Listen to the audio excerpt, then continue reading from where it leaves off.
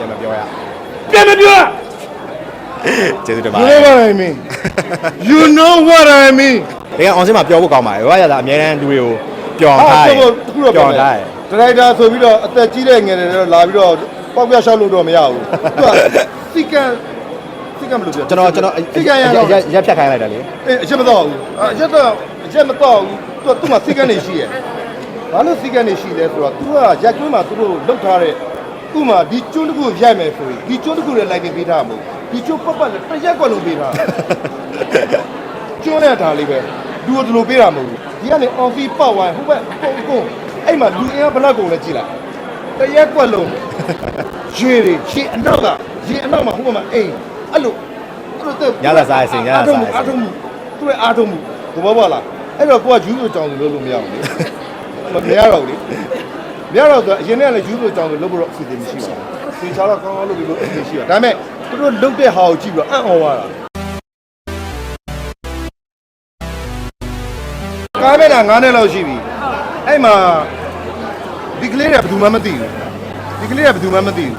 အဲ့မှာတက်ရခွဲဟွာပေါ့ညီမဝမ်းခွဲလာခေါ်တော့လူငယ်တွေနဲ့ကားရိုက်ပါဆိုတော့လူငယ်တွေနဲ့ကတော့ကားသွားရမှရက်ကြည့်တော့ဒီကလေးကရေးလဲကောင်းတာပဲသူကကားမြိုက်ခင်သူကဒိုင်လက်ကိုသူကအပေါင်းတာ script reading street reading အဲသူတို့ Paper reading မရှိဘူးသူကခေါ်ပြီးတော့မင်းရဲ့ character မင်းရဲ့သူကဘာလို့တိတိကျကျခေါ်ပြီးတွေ့လို့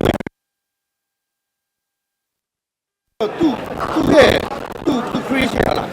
အဲ့ဒါလားဒီတယ်လာတဲ့ဟာမှာကိုကဟိုတယ်မှာသူက game ကို presenter ပေါ့ game ဒီ team building အတွက် team building အတွက်ဒီတော့ကအရန်ကြောက်ဖို့ကောင်းတယ်ဒီတော့ကနာမည်ခေါ်လို့မရဘူးနာမည်ခေါ်ရင်လူကိုပြန်ခေါ်ပြီးတော့အဲ့လိုအရန်ကြောက်တရားကောင်းတဲ့ကားပေါ့သိမလားအဲ့လိုဟာမျိုးသူကစီစီမရက်ခိုင်းတာတကယ်လည်းကြောက်တရားကောင်းတယ်ဇလန်အဲ့အရန်ကောင်းတယ်အရန်ကောင်းတယ်ဆိုတာလူများတွေကိုကောင်းတယ်လို့ကိုပြောမှာမဟုတ်ကိုခံစားလို့ရတဲ့ကောင်းတယ်ကိုပြောတာကိုပြောတော့လားအတင်းကောင်းတယ်ပြောတာမဟုတ်ကိုခံစားသူလုံးလိုက်တဲ့ဇလန်နဲ့ plot တွေကဘယ်ထူးလဲထူးဆန်းတယ်သိမလားလို့ရတဲ့ကိုရိုတွေလို့ရတဲ့ idea တွေကလည်းအရန်ကောင်းတယ်ကွာကိုကဟိုပေါ့ဒီ game ပေါ့ဒီ game မှာလူသေးသွားတယ်လေဒီတော့မှနာမည်ခေါ်လို့မရဘူးနာမည်ခေါ်လိုက် yes spy ကောမယ်နော် yes spy ကောမယ်နော် နာမည်ခေါ်လိုက်ရင်ပြဿနာတက်သွားနိုင်တယ် idea ရ idea ရ ဘောပါလားအရန် idea လည်းကောင်းတယ် idea တော့အရန်ကောင်းတယ်သူလောက်ထားတဲ့ idea အရန်ကောင်းတယ်ဟုတ်ကဲ့ကြောက်မလား ကျွန်တော်မီဒီယာချင်းမှာ interview မှာလည်းကျွန်တော်ဖြေခဲ့ပါတယ်ကျွန်တော်တို့ဒီရုပ်ရှင်ကိုစပြီးတော့ဇန်ကျုံးတွေ draft တွေထွက်တဲ့အချိန်မှာကျွန်တော် creator အနေနဲ့ပေါ့နော်ဒီဇက်ကောင်တစ်ခုကကျွန်တော်ရေးထားပြီးသားရှိတယ်အဲ့မှာကျွန်တော်တို့ဒီ producer တွေက executive producer တွေက COVID ကနေပြီးတော့ပေါ့နော်ကျွန်တော်ဒါဒီရာရတာနဲ့ရိုက်ချင်လာလို့ပဲကျွန်တော်လည်းရိုက်ချင်တာပေါ့နော်ရိုက်ချင်တယ်ဆိုတဲ့အချိန်မှာ COVID ကပထမဆုံး approach လုပ်တယ်ကျွန်တော်ပထမဆုံးဖုန်းဆက်တဲ့အချိန်မှာတုံးစံတိုင်းပဲဖုန်းဆက်တယ်ကျွန်တော်တို့ရဲ့ producer တဲ့ချိန်ဆိုတယောက်ဖုန်းဆက်လိုက်တယ်ဟိုမရိုက်သေးဘူးလေကွာဆိုဖုန်းကြပါဘာရတာဘယ်သူမှလည်းမသိဘူးဘယ်မှလည်းမသိဘူးဆိုတော့ကွာဆိုဖုန်းကြပါဆိုတော့နောက်တစ်ခါကျွန်တော်တို့ဖုန်းဆက်တယ်ပေါ့နော်ထပ်ဆက်တယ်ထပ်ဆက်ပြီးတော့မရိုက်ဘူးဆိုညင်းလိုက်အဲ့တော့မသိဘူးမရိုက်ဘူးဆိုမသိတာဘာလို့ညင်းတာဆိုတော့မရိုက်ချင်လို့ရုပ်ရှင်မရိုက်ချင်တာအဲ့ဆိုဘာလို့ရိုက်ခဲ့ရလဲကျွန်တော်တို့တည်းဆိုလူငယ်တွေပေါ့လူငယ်တွေမှာတသက်ရတေချာရှင်းပြလူငယ်တွေဒီကလေးနဲ့လိုက်ပြီးလေ့လာပါအောင်ဆိုလေ့လာကြည့်တော့ပထမတည့်ရ BT မှာတွေသူတို့သဘောပေါက်ပြီးရက်ပြတာဆက်တယ်ဟုတ်ဒီမှာလာခေါ်တဲ့ကောင်ဒီမှာမရက်ဘူးဒီကားကဒါ10နှစ်လောက်ရှိပြီနော်မရက်ကြတော့ဒါပထမဆုံးပြန်ပြီးတော့ရိုက်တဲ့ကအဲ့လိုတော့မဟုတ်ပါဘူးဒီက team work ပေါ့ဒီကလေးနဲ့ဟိုကဘေးက support team နဲ့အားပေးပြီးတော့ဟိုပေါ့ဒီကားကိုဘယ်လိုကောင်းအောင်လုပ်မလဲဆိုတဲ့ဟာမှာရှင်းပြောရင်ကျွန်တော်တို့ခေတ်က dialogue ကို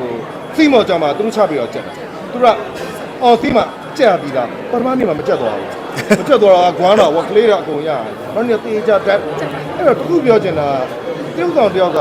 သိမော်မှာ dialogue ကြက်တာတဲ့ dialogue ကိုအိမ်မှာကြိုကြက်တာနဲ့အဲ့ဒီမတူဘူးသိမလားသူ exercise သူ idea ဘယ်လိုလုပ်ရမလဲဆိုတဲ့ဟာကြိုချက်တာသူ idea ဟန်ကောင်းတယ်ဒီကလေး generation ကဆက်ပြောပြီဟောအဲ့ဒီလိုပဲမေတို့ဆိုင်ပါလို့ဒီတော့လက်ခံတာတယ်အိမ်မမေတို့ကပါလို့လက်ခံတော့ဗောကိုဒီမှာဆိုလက်မကန်ဆဲခံပါ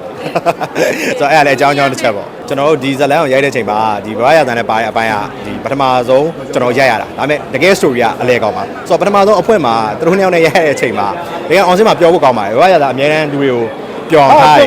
ပျော်ထားတယ်ဒရိုက်တာဆိုပြီးတော့အသက်ကြီးတဲ့ငယ်တွေတော့လာပြီးတော့ပေါက်ပြရှောက်လို့တော့မရဘူးသူကစီကံမလို့ပြောကျွန်တော်ရက်ဖြတ်ခိုင်းလိုက်တယ်လေအေးအချက်မတော့ဘူးအ ချက်မတော့ဘူးသူကစီကန်းနေရှိရဲ့ဘာလို့စီကန်းနေရှိလဲဆိုတော့သူကရက်ကျွန်းမှာသူတို့လောက်ထားတဲ့ဥမာဒီကျွန်းတစ်ခုရိုက်မယ်ဆိုရင်ဒီကျွန်းတစ်ခုလည်းလိုက်တင်ပေးထားမှာမဟုတ်ဒီကျွန်းပတ်ပတ်လည်းတစ်ရက်ကွက်လုံးပေးထားကျွန်းနဲ့ထားလေးပဲလူတို့လိုပေးတာမဟုတ်ဘူးဒီကနေအောင်စီပေါက်ဝိုင်းဟိုဘက်ကုန်အဲ့မှာလူအင်အားဘလောက်ကုန်လဲကြည့်လိုက်တစ်ရက်ကွက်လုံးရေတွေရှင်းအနောက်ကရေအနောက်မှာဟိုမှာအိမ်အဲ့လိုညလာစားအစင်ညလာစားအားထုတ်မှုသူ့ရဲ့အားထုတ်မှုသဘောပေါက်လားအဲ့တော့ကိုကယူဆိုကြောင်လို့မရဘူးလေမရတော့ဘူးလေမရတော့ဆိုအရင်ကလည်းယူဆိုကြောင်လို့လုပ်ဖို့တော့အစီအစဉ်မရှိပါဘူးသင်ချာတော့ကောင်းကောင်းလုပ်ပြီးလို့အစီအစဉ်ရှိပါဒါပေမဲ့သူတို့လုပ်တဲ့ဟာကိုကြည့်ပြီးတော့အံ့ဩသွားတာသဘောပေါက်လားအော်သိတရက်ကွက်လုံးအဲ့လိုရိုက်တာပစ္စည်းတွေကကောင်းတာ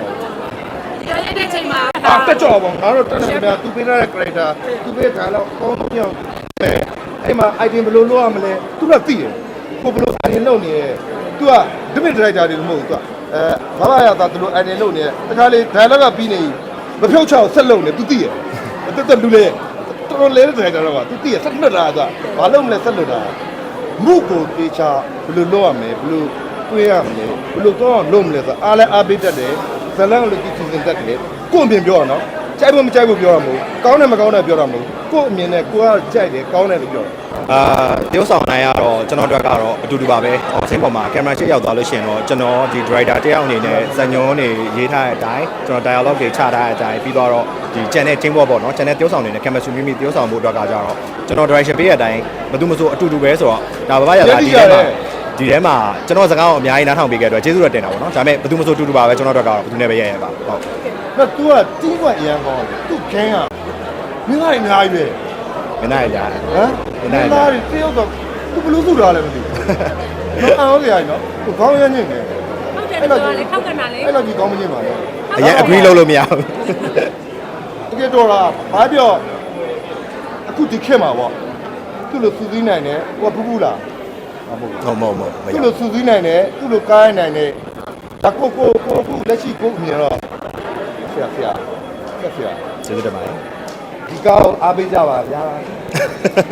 အားပေးကြပါဆိုလို့ဘာလို့ပြောရလဲဆိုတော့တောက်ကြစနေတနင်္ဂနွေ3ရက်ပဲရုံပြမှာသူဆက်တင်ရမှာအဲ့တော့လာကြည့်ဗျာလာကြည့်ပြီးမှကောင်းတယ်မကောင်းဘူးကိုယ်ဆုံးပြတ်ပေါ့အဲ့ရက်တွေတော့လာကြည့်ဘလာကပြောမကြည့်ဘူးဟာဘာလို့လဲဟောပါကြည့်ရပြောကြည့်ထားမှာလေကြည့်ရပြောခိုင်းလို့ဒုက္ခရှင်နိုဝင်ဘာ9ရက်နေ့ကနေစပြီးတော့ရုံတင်ဖြစ်ပါတယ်ကျွန်တော်တို့ဒီလူငယ်တွေအကုန်လုံးစူးစမ်းထားတဲ့စီနီယာလူငယ်တွေအများပါလဲပြောခဲ့ပြီးသားစကားတွေပါဆိုတော့ကြားတဲ့တစ်ခုကတော့ပြည်သက်ကြည့်ပြီးတော့ဝေဖန်ပြီးတော့ကျွန်တော်တို့ပြန်ပြီး feedback ပေးတော့မှကျွန်တော်တို့ကနောက်ကားတွေပို့ပြီးကောင်းအောင်ပို့ပြီးတော့စူးစမ်းအားထုတ်မှုတွေအတူတင်ဆက်နိုင်မှာဖြစ်ပါတယ်အဲအကြောင်းအရင်ဆုံးလာကြည့်ပေးပါဝေဖန်ပေးပါသူပြောမှပါတယ်ဒီလိုမျိုးကလူတွေအားလုံးစိတ်ဝင်စားတဲ့ကလေးပြောမို့နော်လူတွေသူမစိတ်ဝင်တိုင်းလူအရင်စိတ်ဝင်စားဒီကလေးတွေစူးစမ်းအားထုတ်မှဆက်ပြီးရဖြစ်မှာပါနော်ကျွန်တော်ပြောနေတာလူငယ်တွေတက်တူဟိုဘောစိတ်တူကိုယ်တူနဲ့စူးစမ်းနေတဲ့ကလေးတွေအဲ့တော့သူတို့လာကြည့်ပြီးတော့ကောင်းတယ်မကောင်းတယ်ဆုံးဖြတ်ပြီးမှသူတို့အကြံပေးမှသူတို့ဆက်ကြိုးသွားမှာအမှန်တကယ်သူအရင်ကောင်းတယ်သူကဂွေမတည့်သေးလို့ဘာပြောစီတော့ကမ္ဘာတော့ဝင်သွားတာဟောပြတဲ့အဲ့ကောင်မလေးအခုမှရုပ်ရှင်တရားရဲ့နော်သူကလည်းအခုမှရုပ်ရှင်ရိုက်ကြည့်ရတယ်ကျွန်တော်ထင်တာကသူကရုပ်ရှင်ရိုက်ပြီးတော့တော်တော်များတယ်အခုမှရိုက်ပြီးရတယ်သူကကြောင်းတက်ပြီးအခုမှရုပ်ရှင်ရိုက်ပြီးရတယ်အဲ့ပြလာကြည့်လိုက်ရတယ်ကောင်းတာသူကခဏတစ်ခုပဲရှိရဗျာသူကကျွန်တော်ကားရတော့ခဏဝမ်းသွားတယ်ခဏအိမ်သာသွားပြန်အိမ်သာသွားလည်းတနင်္လာလုံးကြာကျွန်တော်တို့တနင်္လာလုံးဟိုနေ့အိမ်သာဝေးလို့ပါအိမ်သာဝေးလို့တနင်္လာလောက်ကြာခဏသွားတယ်လို့ဒါအဲ့ကလေးလေးအဲ့ဒီအရင်ကောင်းတယ်သူ့နာမည်ပြည့်မင်းသမီးပြည့်အခုမှအဲ့ကစားရပြီးသွားဟုတ်တယ်ပထမဆုံးရုပ်ရှင်ကားကြီးဝေးโอเคကျေးဇူးအများကြီးတင်ပါတယ်လို့သူ့ဟိုစပဂက်တီမဟုတ်ဘူးအရှုပ်အနေနဲ့မကြွေသူ့စပဂက်တီဝမ်ကြီးသွားတိတ်မကြည့်ဘူးမဟုတ်ပါဘူးအဲ့လိုပေါ့လား My man you are the best ပြန်ပြောရလေခေါင်းတော့ပြောလိုက်အောင်ကင်မရာရှူလို့ပြန်ပြောရကျေးဇူးတင်ပါတယ် You know what I mean